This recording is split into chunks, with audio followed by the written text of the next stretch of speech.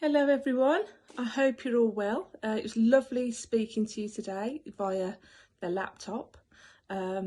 So I spoke to Miss Cross earlier and she said, could it be possible for you to read, supposed to carry on reading The Land of Stories? And I heard that you're on chapter 6 and it's called The Dwarf Forests. As you can see behind me, that's Sunny. It's popped in. You'll probably see Daisy pop across as well with her toy, but I'm sure they'll be no. And there you go, he's just disappeared. Well, his head has. So, are you ready? Are you sitting comfortably? Okay, we shall start. I packed you some food, a couple of blankets and a few gold coins I've been saving, Froggy told the twins, and handed Connor a sheepskin satchel. Thank you so much, Alex said. It's so kind of you. Now, when you say food, what exactly are you referring to? Connor asked, holding the satchel a safe distance away from him.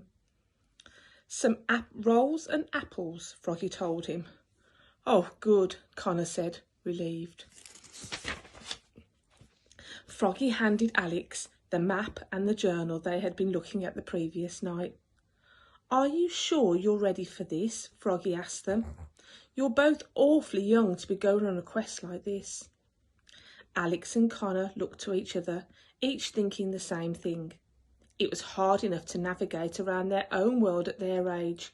Could they really travel around a different world altogether without the help of an adult? But the twins found reassurance in each other's eyes, and they knew that through it all, they'd at least have each other. We really don't have any choice, Alex said. Thank you so much for all your help, Froggy. We would still be lost in the woods without you. Froggy smiled wildly and nodded. Of course, he said. I should be thanking you. I rarely have the opportunity to feel so useful.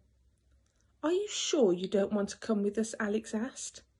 A map is great and all, but a tour guide would be better. At first, Froggy's smile grew with excitement as he was tempted by the idea. The thought of travelling out into the world and leaving his hole-in-the-ground home was so alluring, it was clear he could feel the temptation throughout his entire body. However, his fears and insecurities about the outside world seeing him and what he had become erased the opportunity from his mind. I can't, children, Froggy said with a heavy heart, but I wish you the best. The twins were disappointed, but they understood. It was difficult for them even to go to school with just a small blemish on their faces. They couldn't imagine the stress of facing the world as an enormous frog. It's very important that you get out of the dwarf forests by sundown, Froggy instructed. Go to the path and travel south into the Corner Kingdom. It's a few hours' walk, but you'll be safer there. Travel as quickly and quietly as you can. Promise me. The twins promised. Alex gave Froggy a big hug and kissed his cheek. Connor shook his hand and then wiped it on his trousers. I hope we see each other again, Alex told him. That would be lovely, but for your sakes, I hope we don't, Froggy said and winked. Connor clapped his hands. All right, those items for the wishing spell aren't going to find themselves, he said. Let's go. The twins pushed open the door and climbed up from the inside the underground home. As they headed into the forest, Froggy waved goodbye until he was out of their sight. Soon they were back on the dirt path they had landed on the previous day, and they headed south as they had been instructed. It was very unnerving for the twins to be alone on the path now that they had understood the dangers of the forest. They regretted not trying harder to persuade Froggy into coming with them. They jumped at every tiny sound the trees made. Are you enjoying yourself there, Sunny? I think he is. Alex and Connor remained silent for the first hour or so as they walked.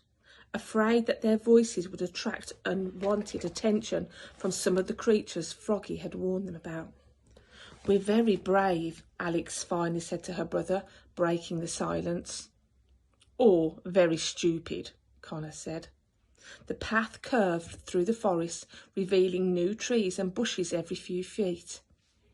After some time had passed, the twins could feel their nerves and tension calm. Their pace became slower and slower the more they walked, as they became more comfortable with being in the forest. Connor let out a long sigh. "What's that for?" Alex asked him. "I was just thinking," Connor said. "Alice went to Wonderland after she fell into a rabbit hole. Dorothy's whole house was scooped up by a tornado that dropped her off in Oz. The Narnia kids travelled through an old wardrobe, and we ended up in a fairy tale world by falling through a book." "Where are you going with this, Connor?" Alex said. "I'm just saying, it's kind of